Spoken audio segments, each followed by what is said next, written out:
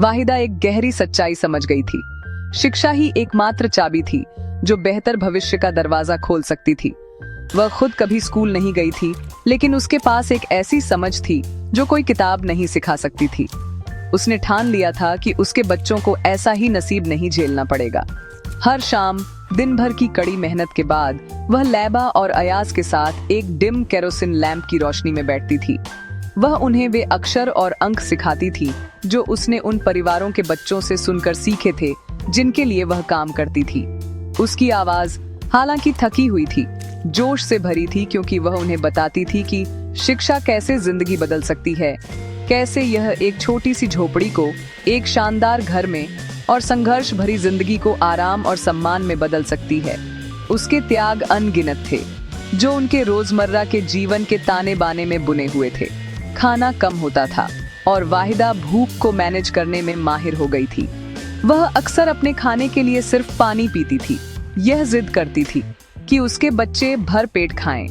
वह उनसे कहती थी कि उसका पेट भरा हुआ है, एक छोटा पियरा झूठ, ताकि उन्हें उनकी गरीबी की कठोर सच्चाई से बचाया जा सके। उसने अपने पास का एकमात्र गहना बेच दिया, चांदी के छोटे झुमके जो उसकी अपनी माँ ने उसे दिए थे ताकि लैबा के लिए किताबें और स्कूल यूनिफॉर्म खरीद सके। अपनी बेटी को पहली बार स्कूल जाते देख उसका दिल इतने गर्व से भर गया कि उसने पल भर के लिए उसके सारे दर्द और थकान मिटा दिए। उसके त्याग बोझ नहीं थे, वे उसके बच्चों के भविष्य की वेदी पर चढ़ाए गए चढ़ावे थे। जैसे जैसे बच्चे बड़े हुए वैसे वैसे उनकी जरूरतें भी बढ़ी। वाहिदा ने और काम लिया।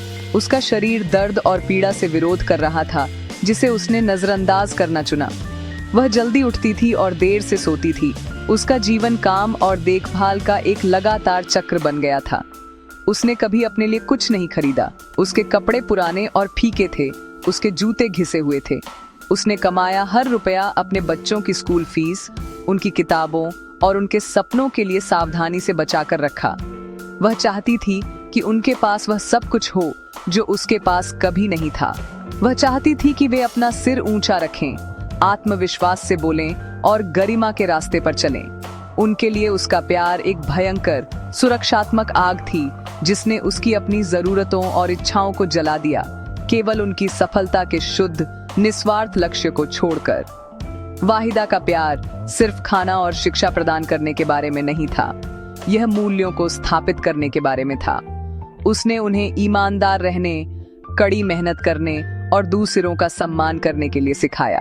वह अक्सर कहती थी, आपका चरित्र ही आपकी सच्ची दौलत है, इसे कभी मत खोना, चाहे आप कितने भी सफल क्यों न हो जाएं। उसने उन्हें अपने जीवन की कड़वाहट से बचाया। उनकी मौजूदगी में अपने संघर्षों के बारे में कभी शिकायत नहीं की। वह चाहती थी कि वे सकारात्मक दिमाग और आशावादी डीलों के साथ बड़े हों। उसके बच्चों ने उसे ताकत का एक स्तंभ माना, एक ऐसी महिला जो जादुई रूप से हर समस्या को हल कर सकती थी। उन्हें अभी तक उसके टायगों की गहराई, रात के अंधेरे में उसके बहाए गए चुप आंसू या भूख के दर्द को नहीं समझा था जिसे वह मुस्कान के साथ सहती थी। उनके लिए वह बस मान थी, असीम प्यार और अटूट समर्थन का एक स्रोत। दिन महीनों में और महीने सालों में बदलते गए और एक सटल लेकिन दर्दनाक बदलाव आने लगा। कामयाबी जिसके लिए मैंने दुआ की थी अब हमारे रिश्ते पर एक लंबा गहरा साया डालने लगी थी। लाइबा और अयाज अब अपनी तेज शहरी जिंदगी में पूरी तरह खो चुके थे। बस आप जानते हैं, दूर होते चले गए। उनके फोन कॉल छोटे होते गए और उनसे मिलने न आने के बहाने और ज्यादा होने लगे। वे अपनी डिमांडिंग जॉब्स, अपने नए दोस्तों और उन सभी नई सोशल ऑब्लिगेशंस में बिजी थे। मेरी कुर्बानियों और उनके बचपन की मुश्किलों की यादें मिटने लगी। उनकी जगह उनकी नई दुनिया की चमक दमक ने ले ली। उन्हें अपनी हम्बल ओरिजिन्स और मुझ पर, अपनी सीधी सादी अनपढ़ माँ पर शर्म आने लगी थी। रामपुर में अपनी अकेली झोपड़ी में मैंने बढ़ती दूरी को एक ठंडी सिरदी की तरह महसूस किया। जो पैसे वे भेजते थे वे मेरे दिल का खालीपन नहीं भर सकते थे।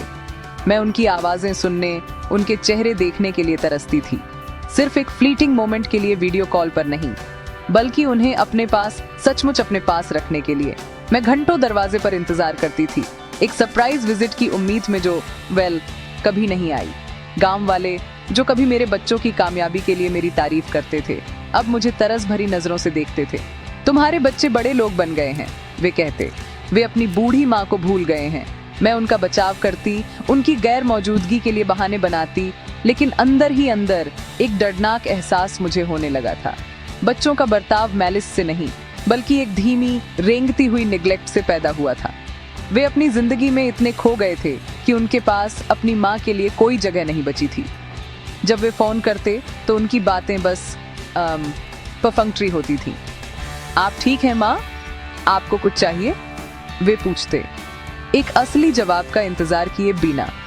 उन्हें अपनी सीधी सादी गांव की माँ को अपने सोफिस्टिकेटेड कॉलीग्स और दोस्तों से मिलवाने में शर्म आती थी। उन्हें डर था कि मेरी सादगी उनके अपने हम्बल बिगिनिंग्स को जाहिर कर देगी। लाइबा ने एक बार मुझसे मिलने का एक प्लान्ड विजिट कैंसिल कर दिया, ये झूठ बोलकर कि उसे एक अर्जेंट मेडिकल कॉन्फ्रेंस में शामिल होना था। सच्चाई यह थी कि वह अपने दोस्तों के लिए एक पार्टी होस्ट कर रही थी और मुझे वहां नहीं चाहती थी। मैंने इस अनकहे रिजेक्शन को बहुत गहराई से महसूस किया। यह उस भूख और गरीबी से कहीं ज्यादा दर्दनाक था जो मैंने झेली थी। मेरी कुर्बानियां बेमानी लगने लगी, मेरा प्यार अनरेसिप्रोकेटेड। मैंने उन्हें उड़ने के लिए पंख दिए थे, लेकिन अब वे इतनी दूर उड़ गए थे कि उन्हें वह जमीन दिखाई नहीं देती थी जहां से उन्होंने उड़ान भरी थी। मैं एक ऐसे अतीत की निशानी बन गई थी जिसे वे भूलना चाहते थे। मेरा दिल ऐसे अकेलेपन से दुख रहा था जो गहरा और एब्सोल्यूट था। मैं उनकी कामयाबी की आर्किटेक्ट थी, फिर भी उस खूबसूरत महल में मेरा स्वागत नहीं था जो उन्होंने बनाया था। मेरे बच्चे अजनबी बन गए थे और मेरी सब्यू से बड़ी उपलब्धि मेरे सब्यू से गहरे दुख का कारण बन गई थी। अयाज और लाइबा ने मुझे धीरे से उठाया। उनके आंसू बह रहे थे और उन आंसुओं से वह घमंड और लापरवाही धुल रही थी जिसने उन्हें इतने लंबे समय से अंधा कर रखा था। वे मुझे शहर के एसबीयू से अच्छे हॉस्पिटल ले गए, लाइबा के अपने हॉस्पिटल। जैसे ही डॉक्टर्स ने मेरा इलाज किया, दोनों भाई बहन इमरजेंसी रूम के बाहर खड़े थे, जो अपराध बोध और पछतावे की खामोशी में डूबे हुए थे। हॉस्पिटल का सफेद कॉरिडोर एक कोर्टरूम जैसा लग रहा था, जहां उन्हें उनके एसबीयू से बड़े जुर्म के लिए जज किया जा रहा था, अपनी मां को भूल जाना। घड़ी की हर टिक टिक उस समय की दर्दनाक याद दिला रही थी जो उन्होंने बर्बाद कर दिया था, उस प्यार की जिसे उन्होंने हल्के में लिया था और उस दिल की जिसे उन्होंने तोड़ दिया था। वे एक सम्मानित डॉक्टर और एक शक्तिशाली पुलिस ऑफिसर थे, लेकिन उस पल वे बस दो खोए हुए बच्चे थे जिन्हें अपनी दुनिया खोने का डर था। जब डॉक्टर बाहर आए तो उन्होंने उन्हें बताया कि मैं बहुत ज्यादा थकावट, डिहाइड्रेशन और इमोशनल स्ट्रेस की वजह से बेहोश हो गई थी। मेरा दिल कमजोर था। डॉक्टर ने कहा, उन्हें आराम, देखभाल और एसबू से बढ़कर खुशी की जरूरत है। उनके शब्द उनके विवेक में चुभ गए। उन्होंने एक दूसरे को देखा। उनकी नाकामयाबी की पूरी बात उन पर हावी हो गई थी। उन्होंने मुझे पैसे तो दिए थे, लेकिन वे चीजें नहीं दी थीं जिनकी मुझे एसबू से ज्यादा जरूरत थी। उनका समय, उनका प्यार और उनका सम्मान। वे कामयाबी की सीढ़ी इतनी तेजी से चढ़ गए थे कि उन्होंने उस इंसान को ही लात मार दी थी जिसने उनके लिए सीढ़ी पकड़ी थी। शर्म से उनका दम घुट रहा था। उनके मुंह में कड़वा स्वाद था। जब मुझे होश आया तो मैंने अपने बच्चों को अपने बेड के पास खड़ा देखा। उनके चेहरे आंसुओं से भीगे हुए थे। अयाज घुटनों के बल बैठ गया, मेरा हाथ पकड़ लिया। उसका शरीर सिसकियों से कांप रहा था। माँ, हमें माफ कर दो, उसने फुसफुसाया। उसकी आवाज भर्रा गई थी। हमने एक बहुत बड़ी गलती की है। हम अंधे थे।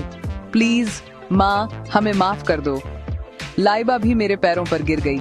उसके शब्द आंसुओं के सैलाब में खो गए। हम आपके बिना कुछ नहीं है माँ।